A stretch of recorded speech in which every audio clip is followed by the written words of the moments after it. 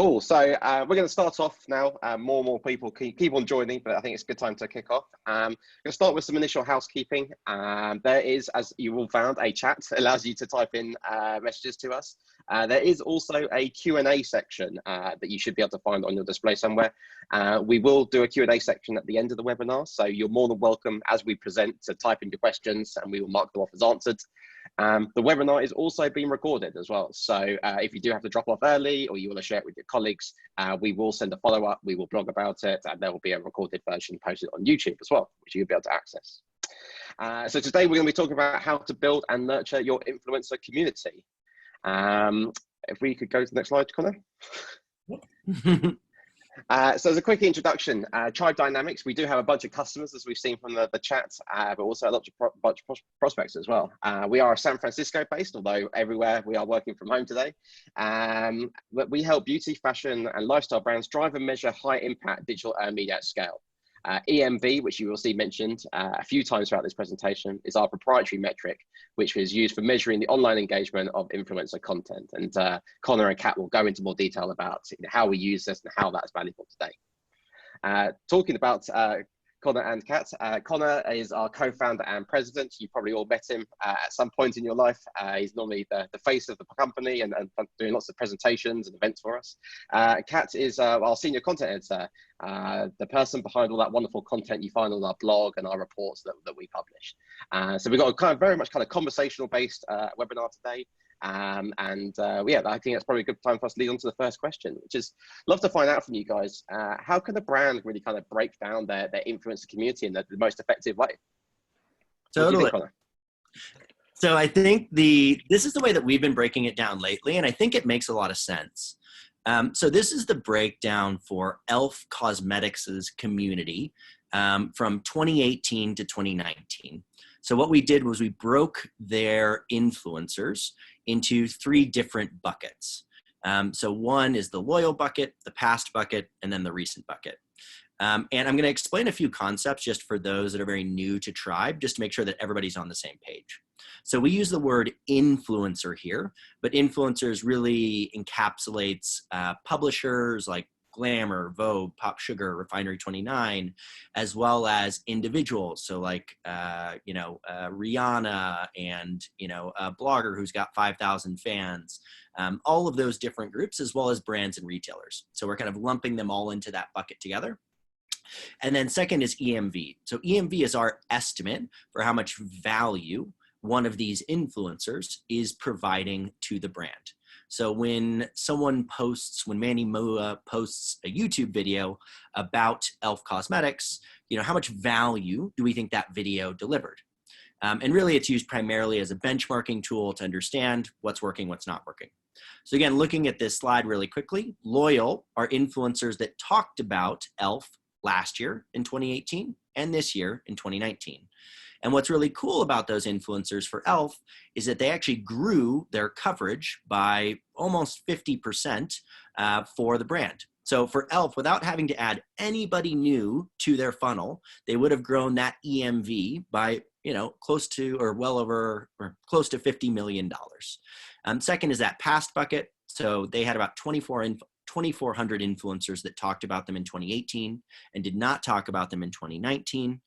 But that only represented about $22 million in EMV. So their loyal group actually outpaced their past influencers.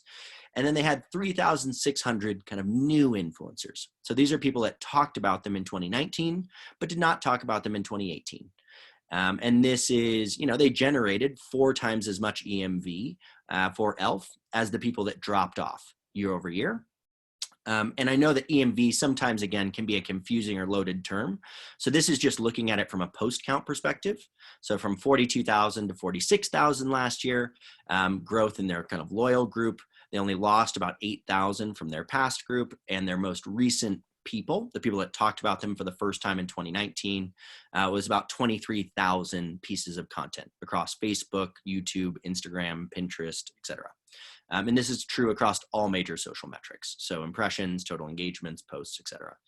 And then I think Kat specifically, can talk to kind of how to approach these different groups. So now that you have them categorized, how do we think about the approach to them? Yeah, absolutely. So I think one thing that's really important from an influencer strategy perspective is that these are not static groups. So successful brands are constantly working to convert their recent fans to loyal fans, as well as to re-engage past fans, bring them into that recent fan category, and then eventually into the loyal fan category. And one way to do this is by really tailoring your outreach to meet the specific needs of each group. So you probably want to reserve your most time and resource intensive activations for your loyal fans, while still not neglecting your recent fans or your past fans.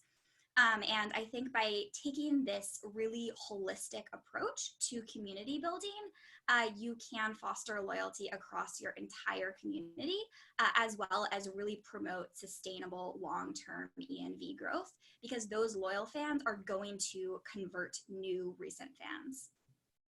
Totally. And I think, we're showing you a really good example. We've seen brands that really focus exclusively on activating new people, often to the detriment of their kind of core group that is producing the vast majority of the coverage about them. And I think for us, providing the data in this way, the goal is to really kind of shine a lens on that so that you are, especially during a time when most of the companies we're going to be working with are going to have limited resources due to either furloughs, or you just can't do the same events and activations that you used to do. And so knowing who your core group is, that you can kind of foster relationships, be it somebody that's been talking about you for a long time, or that's dropped off, or that has recently talked about you, is going to be a really efficient approach. So let's go on to the next question. Yeah, thanks, Conor. So I guess looking at those different groups that you've talked about, that kind of already kind of shows you the EMB metrics and the post count as well. Why is retention really so important to keeping the influencers that you have been working with continue to be talking about you? Yeah, so I think if you were to look at the breakdown of that community, the reason that this is important is not just to visualize your community and be able to approach it, but it turns out that EMV and retention are just incredibly closely linked. And what I mean by retention are the influencers that are talking about you this month the same influencers that talked about you the month before? And what percentage of those people are you keeping from month to month to month? So a way to visualize this is the last year of EMV and retention for the brand Alo Yoga. So EMV is on the top, retention is on the bottom. And what you find is that those numbers are just incredibly closely linked. So as retention goes down, EMV goes down. As retention goes up, EMV goes up. And separately, if you were to look at that retention graph, about 75% of the EMV for Alo Yoga is coming from the exact same influencers as the month before. This isn't Alo Yoga going out and recruiting new people all the time. This is the same loyal core talking about them on a repeated basis. And again, you'll see these same patterns across basically every brand. So you've got Too Faced here, right? Notice the pattern's exactly the same. You've got Gucci here. Notice the pattern is exactly the same. You've got Speedo here, which is one of my favorite examples. Pattern is exactly the same. And what you find is this is just very consistent across any brand we look at. And so, this isn't something that's just like a nice to have or something that, looks good on a table. This kind of idea of retention is just incredibly critical to actually growing the amount of social coverage that you're getting as a brand. Kat had some specific kind of examples there. Yeah, absolutely. I think it's really important to note that this is a trend that occurs across verticals. So while these brands are likely activating very different groups of influencers, what's really important is finding that loyal core group that is genuinely passionate about your brand and continuing to work with them month after month and year after year. Exactly. And I think, again, this operates very similarly to the way that your customers operate. If you treat your influencers really, really well, they will tell other people. To Kat's point earlier, in terms of this being kind of a fluid situation that changes over time. So it's just incredibly important. So that's really, really interesting. And which ones, talking about retention being so important, which brands do you think have really excelled at retaining influencers? And in particular, what steps do you think they've taken to really build that, solid community base that they have? Yeah, absolutely. So I think that when we talk about strategies for retention, one thing that is really crucial is listening to the needs of your influencer community as they evolve, and really prioritizing meeting those needs. So one brand that has really excelled at retention is Rihanna's Fenty Beauty. A lot of people may attribute the brand's success to sort of Rihanna's star power, but I think far beyond that, this was a brand that really came out of the door recognizing a need in the beauty community, the need for more inclusive shade ranges, and just really built their brand around inclusivity, around sort of filling these gaps that influencers had already been identifying. And then really working with bloggers and continuing to come out with products that address needs. So recently, for example, they noticed a surge in enthusiasm for hydrating products and came out with hydrating versions of their Pro Filter foundation and their Pro Filter concealer, which have performed very well. And I think thanks to this really sort of influencer-centric approach, they have excelled at retaining influencers. In 2019, for example, they had a 75% monthly retention rate and a 41% year-over-year EMV growth. So, you can see that when one of those numbers goes up, the other one does too. Similarly, Fashion Nova, I think, has just really excelled at building a community of Nova Babe bloggers. One thing that's really interesting, I think, about the use of that hashtag is that it's not only used by influencers who are working with the brand in a professional capacity. Tons of other bloggers inspired by these Nova Babe bloggers are just organically wearing Fashion Nova clothing, tagging Nova Babe, and actually in 2019, Nova Babe drove more EMV than mentions of the hashtag Fashion Nova. So Nova Babe generated, I think, close to 270 million EMV for that brand in 2019, whereas Fashion Nova generated just over 200 million. And I think, really thanks to just this embracing of these organic supporters, and then elevating them to official partners, the brand has seen a really, really high retention. They retained 90% of their influencer community in 2019, and then their EMV grew as well by 79%. Yeah, and I think what you'll find consistently is the brands that are at the top of these metrics are the ones that are at the top of the rankings. And we're going to do a much deeper presentation on retention at a later date. This is just kind of a taster for what it is. But suffice it to say, it is incredibly critical, particularly for larger brands. I think when you're first getting started, obviously you have to build your community, but it's just an incredibly critical metric. I've actually got a question that's kind of very related to what we were just talking about. So I'm going to ask him now, which is for brands that don't have kind of celebrity affiliation, whether founded by a celebrity or paid by a celebrity, what's kind of other ways that they can organically retain influencers? Obviously celebrities have the upper hand, but do you have any tricks of the trade that can work for others? Yeah, for sure. So I think the interesting note is Fashion Nova, for example, is founded by somebody that's very hard, most people have never met. So a guy named Richard. And if you were to look at NYX, which was the earliest example of doing this, although Tony was involved, she wasn't necessarily like a big celebrity founder. So I think for a lot of the brands that are doing this, they actually don't have that same kind of internal celebrity to champion them, although that's obviously a nice thing to have. If you were to look at the techniques that work really well here, the way this ends up operating is very similar to PR, where if you want Vogue magazine to cover you, having a relationship with Vogue magazine is going to really help you get coverage with the editor there. And separately, if you're creating really cool, really innovative products, Vogue magazine is more likely to write about you, right? Or Glamour magazine or whatever. And so the way that you approach this, again, is just very similar to that.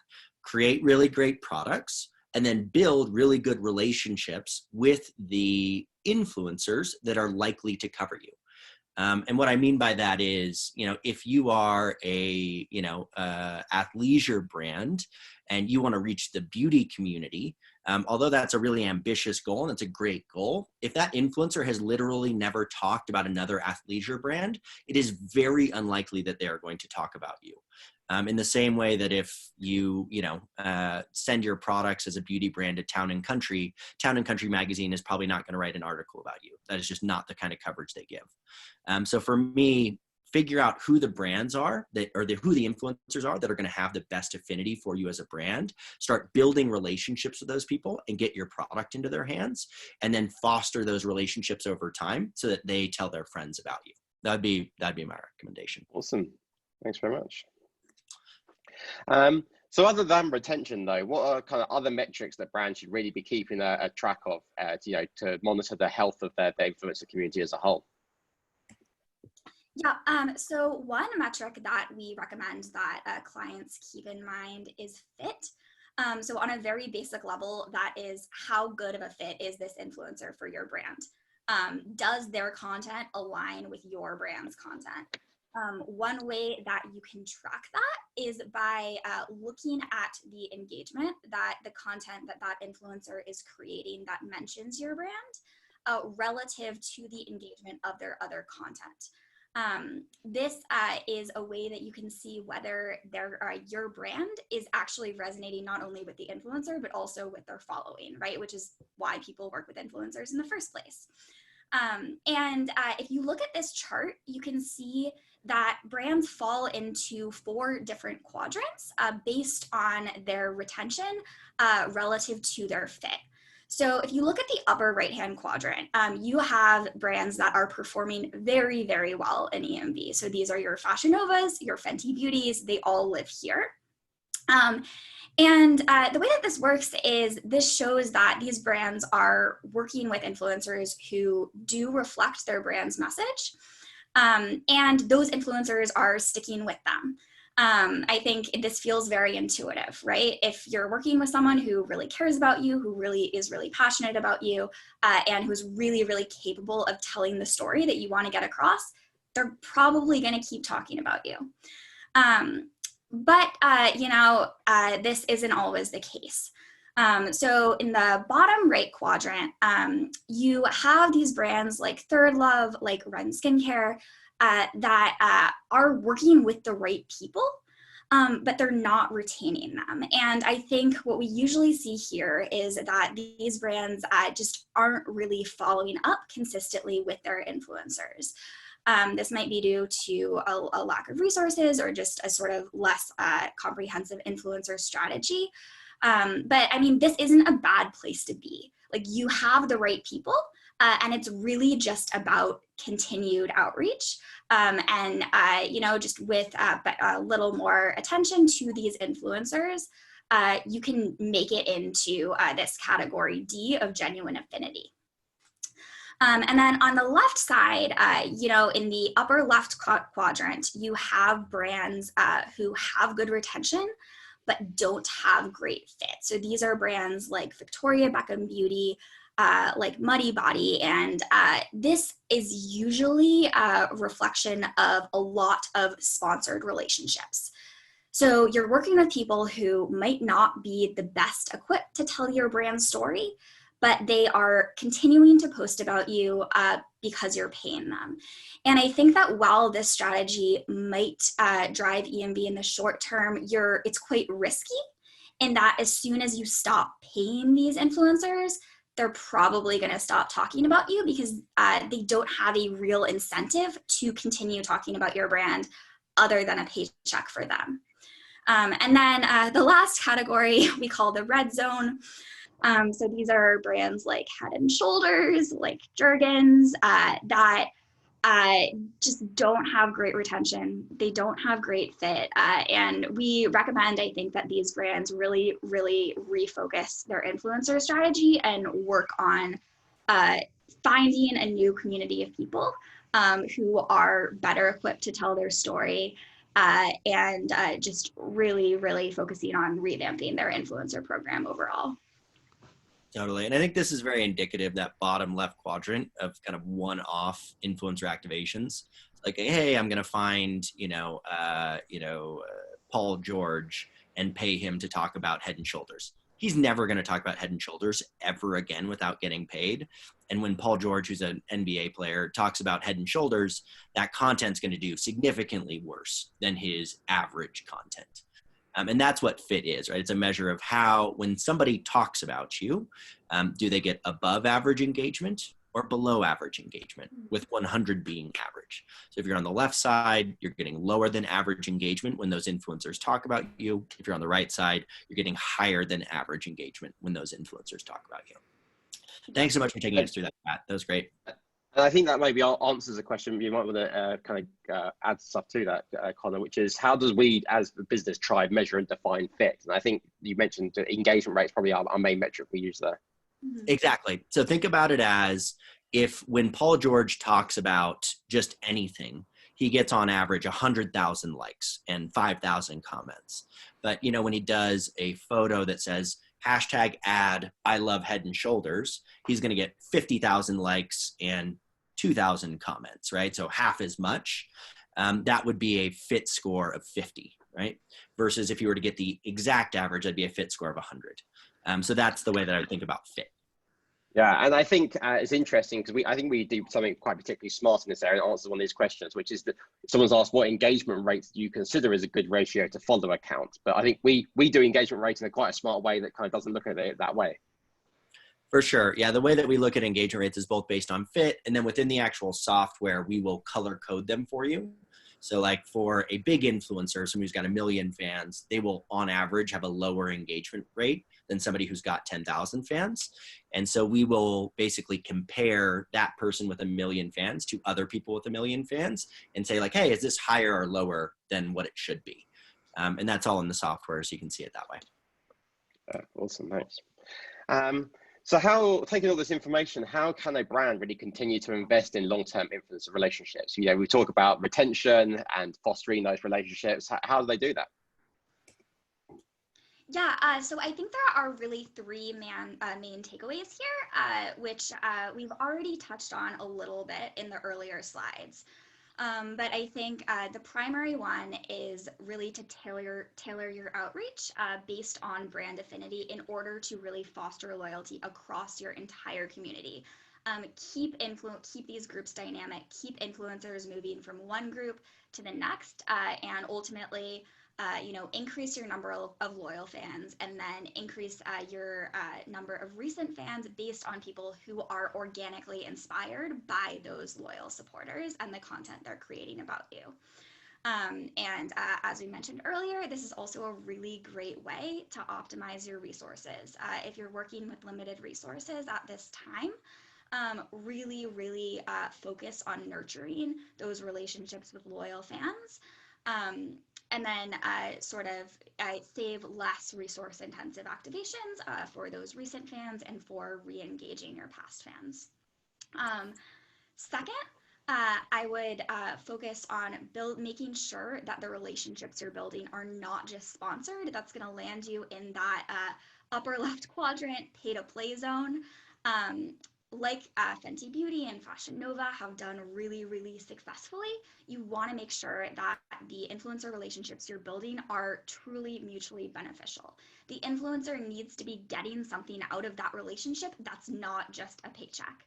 I think good examples of this are brands that provide influencers with educational opportunities, provide them with collaborations, and other ways to advance their careers and build their personal brands that extend far beyond pure sponsorship. And then third, I think especially at a moment like the current one, it's really important to be constantly monitoring and engaging with influencer content and listening and responding to their needs.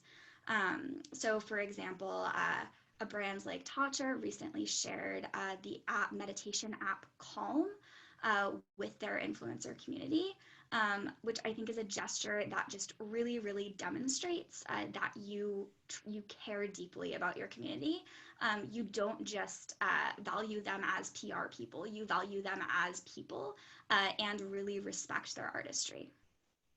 Totally. And I think just to give you guys an idea of like what long-term relationships look like, because I think sometimes, again, we can look at very small time periods and it kind of betrays the point. So these are the top 10 influencers for Fashion Nova over the last 3 years. So from January 2017 through December 2019. And, you know, if you look at it, for example, Black China has talked about them over 1,000 times in the last 3 years. So almost 300 times a year, right? Or over 300 times a year, 400 times a year. And although that looks, and these are the top 10, right? Which look pretty big, but they've had over 700 influencers talk about them over 100 times each since 2017. So close to 1,000 people have mentioned Fashion Nova online that are influencers. These aren't consumers. And again, there are many below that as well. So these really are long-term relationships. And I think one of the things that we haven't rolled out, but I think has been brought up by customers, is starting to think of kind of the lifetime value of one of these relationships. Like, what does it mean for Gucci that, Jeffree Star is going to talk about them 10 times a month, every month for the next 10 years? Like, that's big. That's a very, very big deal. And so thinking about these in very long time horizons is how you have to think about them if you want to kind of reach the upper echelons of social coverage. Awesome. And obviously, current times, we're all working from home and doing weird webinars to keep ourselves occupied. How have you seen influencer content change, over the last month or so? Yeah, I think that's a great and very relevant question. So we have been keeping track of and really sort of keeping a pulse on how the influencer economy is evolving as a result of the current crisis. One thing that we have seen just very preliminarily in our data is that content or engagement with influencer content is actually increasing, which feels quite intuitive, given that we're all spending a lot more time on our screens right now. So that's very promising for influencer marketers at the current moment. However, a lot of influencers are really pivoting the focus of their content. So, the events and getaways that, used to be a real staple of influencer content are off the table right now. And so we see bloggers switching to ways to really connect with their audiences at home. One example of this is the influencer Caroline Dar. She is a luxury fashion blogger, a frequent Fashion Week attendee, a jet setter, and more recently, she has started creating at-home fitness videos, as well as sharing recipes and other lifestyle content. And I think one thing that's really interesting here is her sort of personal brand. What she stood for was this aspirational lifestyle, and that hasn't changed. She is just curating an aspirational lifestyle at home, and that content has been resonating really well with her followers. And so I think that as brands sort of navigate this change in the kind of influencer content we're seeing, it's really, really important that you still remain supportive, because supporting influencers, even as their area of specialty or area of expertise may be pivoting, can open up new opportunities for brands as well. You might even identify influencers that now align with your brand. For example, say a fashion blogger pivots more into the self-care space. And so there are new partnership opportunities can emerge from this, as well as I think opportunities to really stand by bloggers, continue supporting them, at the current time. Outreach right now is really more meaningful and can be more impactful than ever. Absolutely. Absolutely. And I think, again, you know, there's only a few ways that you can reach your customers right now. You can't reach them in store. You can't reach them on a billboard. You know, I think social media and e-com is really what's going to carry us through the next couple of months.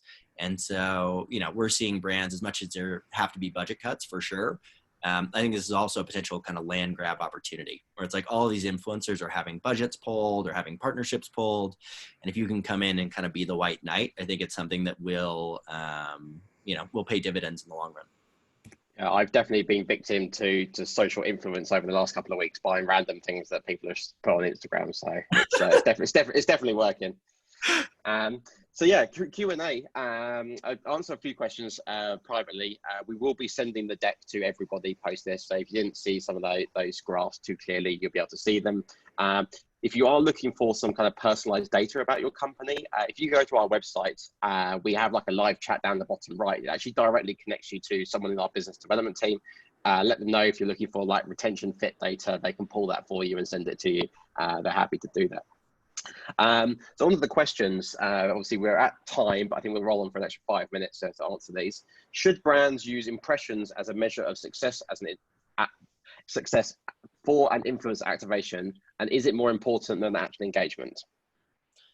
It's a really good question, right? I think for me, we have actually removed impressions from our application because we think it leads people in the wrong direction. It's not that calculating impressions is hard. It's actually quite easy for the most part. And so the reason that it can go awry is, imagine that, you know, Ben and I are both influencers and I've got, you know, 500,000 fans and Ben has 100,000 fans. And, you know, Ben loves my brand, right? So Ben talks about my brand all the time. He's a really big advocate for me, you know, but I am not, right? I don't talk about your brand at all. So I'm not somebody that's going to actively support you. And then you run two different campaigns. So you run a campaign with me and my impression numbers are going to look great, right? I've got a really big audience. It looks like a lot of people have seen my content. And conversely, you run a campaign with Ben. And the impression numbers on that are going to be very, very low, right? Because he's got a significantly smaller audience. So you would judge that campaign and say, hey, yeah, let's continue to work with Conor. He gave us really great impression metrics. You know, that's somebody we should continue to work with. Well, that's actually a terrible decision for a variety of reasons. One, like the Paul George example, I'm never going to talk about you in the future. I never talked about you in the past. Just because you did a paid relationship with me doesn't mean that I'm going to be more likely to talk about you in the future. Second, when you run a campaign with me and you don't run one with Ben, Ben goes, hey, wait, I loved this brand. I talked about them all the time organically, and now they're paying Conor and they're not paying me. Like, I'm not going to talk about that brand as much. And so then Ben's likelihood to be a retained influencer declines, right? He's going to stop talking about you as much. And there's not just one Ben, there's a lot of Bens that are following me. And then third, if you were to think about that fit metric, the fit on Ben's content versus my content is going to be much higher. And we know generally that fit is a really good estimate for how engaged consumers are with that content, how interested they are in the material. So for us, that's why we do not report on the metric. I think it definitely gets us, there are certain companies that just use impressions and there's nothing we're going to do to change that. But I also think that it's okay to have some customers that just, you know, don't align with your company. And hopefully over time, people move over to this methodology because I do think it's the right one. Awesome, thanks. And the next question was, any tips for brands that don't have high budgets but would like to build influencer relationships in a market where influencers typically don't work without a paycheck? So it's going to be hard to know what industries those are. I would say for us as a company, we've tried to focus on passion-driven industries, which are like beauty, fashion, lifestyle, fitness, etc., where people are really excited to talk about these categories, just because they're really excited about the category in general.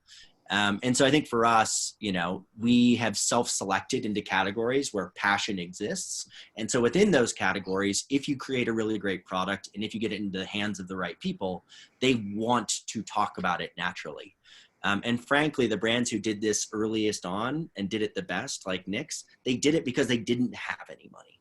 And if you were to look at the data for these categories, it's about 5% of the content is sponsored in nature or less, which is just very small. The vast majority of this content is people just talking about the brands that they like. And so I think it's kind of a general misunderstanding in the categories that we focus on, that, it is mostly a pay to play thing, when the reality is that it isn't. Someone's asked, how do you compute EMV? So looking for our secret sauce. I'm going to answer that one. We actually have a really well-written blog, I believe, by Kat, on the topic of EMV, and it explains all the different data points we use and how it's calculated. So if you head to our website at tribedynamics.com/blog, you can just search for the word EMV and it will find that article for you. It kind of gives a direct response to me and Conor waffling about it. Do we have any insights on what sort of content performs best on different channels? I think that really depends on your vertical. So for example, skincare and makeup content often tends to be very routine driven. And so brands in those categories see a lot of success by working with YouTubers, with skincare bloggers who are sharing their skincare routines in shorter form Instagram videos. Whereas I think fashion content, because it tends to often live in this more sort of aspirational lifestyle space, tends to do best in more static Instagram posts. Of course, that doesn't mean that fashion brands can't work with YouTubers, that skincare brands can't work with lifestyle bloggers. But I think just sort of speaking very, very broadly, that those are the trends that we tend to see. Awesome, thanks. This is an interesting question because I know, Conor, you get this a few times in meetings when I've been with you. When you're trying to retain such influencers with gifts, not paid ones, should you provide them with posts to request or allow them to post on their own naturally? Yeah, I mean, I think that, again, what you find is that when you ask somebody either contractually or directly, like, hey, can you post this in exchange for this product? You'll find that you're going to get requested, versus if you send something because you know that they really love the product and that they talk about these kinds of categories all the time, the likelihood is that you'll actually get more coverage than if you actually asked for it. And I think mathematically, although at times you're going to send product and somebody's not going to do anything, that's okay, right? That's just a signal that that person didn't particularly like that product or isn't actually into your brand. So I think tracking those people over time and just seeing, okay, and you can actually use the software to do this, but saying like, okay, we sent product to these 100 people. Out of these 100 people, 30 of them talked about it. And out of these 30 people, these 10 people talked about it all the time. Like, okay, let's continue to monitor this group over time to see, who are we resonating with as a brand, and who should we invest in that's really driving the majority of our coverage, and who maybe is somebody we should cut out, right? So that we can save budget for the people that are really into what we're doing. Yeah, what's interesting topic here, the last question we've got here is, I think we've touched on a few of these, is what are the different ways to motivate an influencer to talk about you without paying them? So, we've talked about when the world is back to normal, events and trips have obviously been very successful in the past. Gifting, product seeding is on others. What else would you guys suggest? Yeah, I think the big thing here is really furnishing influencers with opportunities for content creation. I think, in a normal world that happens through events and getaways. I think now if your brand does have the current capability to send product sends are also a great way to do that, to make it into a review video. But I think beyond that, the relationship building component is really important. Just making influencers feel heard and feel recognized is likely to really help nurture their affinity for your brand and make them more likely to share content about your products. Yeah, and just let me add one more comment on top of that. I completely agree. The other area I would think about that I think is really impactful, that's like not necessarily talked about as much, is, again, you have to think about these people as publishers. So if you were to take an Instagram grid and you were to turn it into a magazine, It probably wouldn't be all that different from today's magazines. And so, you know, what are their goals as a publisher? Well, their goals are to make money through advertising. Their goals are to create really great content. But the other goal that they have is they want to grow their circulation. So in the same way that Vogue would love to go from 1 million subscribers to 2 million subscribers, you know, an influencer or digital publisher would love to go from 1 million fans to 2 million fans, or 100,000 to 200,000. And so the question is, how can you help them get there? So if you're to look at a brand like Fashion Nova, you know, they are releasing product every single day. Every day there's a new collection. And the way that they choose the models for those collections is based upon who's talking about them the most online. So if you talk about them all the time online, they will use you as a model for their upcoming collection. And because they get so much traffic to their website, when they use you as a model, you're going to gain a ton of followers.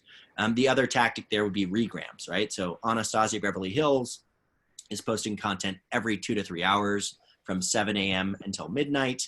And it looks like she creates most of that content, but most of that content is created by other people.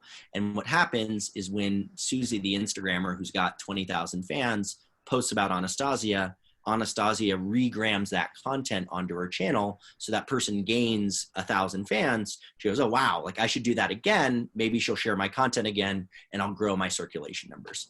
So that's another, I think, using your own brand platform to accelerate their careers is just a really effective tactic.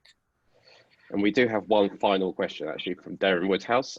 Fashion Nova's marketing strategy hinges on no other form of media. So they don't do print or outdoor, etc. So their strategy is paid social posts with contract posts per month. Hence the Bad China example that we talked about. Is this the best approach in a post-COVID era? Which I think is interesting. They've kind of lucked out that, you know, their entire strategy is the only way that consumers can currently engage with brands. You know, had they spent hundreds of thousands of dollars on print media or they said billboards, no one would be able to see them at the moment. But how do you think that will evolve over the next couple of months? Yeah, I mean, I think it's hard to predict how it will evolve, right? I think the way that you evaluate this in terms of thinking about different media channels, if you're a brand that is involved in print and TV, et cetera, is this just a separate media channel? It should have its own budget and its own approach and its own, you know, team. Own internal view and team. Exactly, right? So if you look at the brands that are doing this really successfully, you know, they have large internal teams dedicated very specifically to these efforts. We've seen teams of upwards of 40, 50 people dedicated very specifically to influencer marketing within some of the larger organizations that we work. And so, you know, I think that frankly, I don't expect it to change dramatically in terms of approach. Obviously, in terms of strategy and tactics, there are certain things that you can't do anymore, like the events, the giftings, those kinds of things, or maybe the giftings, but not the events. So yeah, I don't foresee it changing dramatically. I think it'll accelerate because for a lot of these companies that have been reliant on other forms of media, and they can't do that anymore, right? So they've got to find new ways to reach people. Totally agree. Awesome. So that has taken us 15 minutes over, we promised, but there's lots of valuable questions in there. As I mentioned, if you've got any, any feedback for us, there's an email address on the screen now that you can email us. If you've got any inquiries of, personalized data about your brand, head to our websites, fill out any of the forms or the live chat, we'll have to provide them. And also there's tons of, insights and information on our blog as well that the Cat regularly contributes to. So well worth a read. And yeah, we will send a copy of this deck and a recording to everyone who attended. Thank you for coming. Thanks, guys. Thanks. Bye. Bye.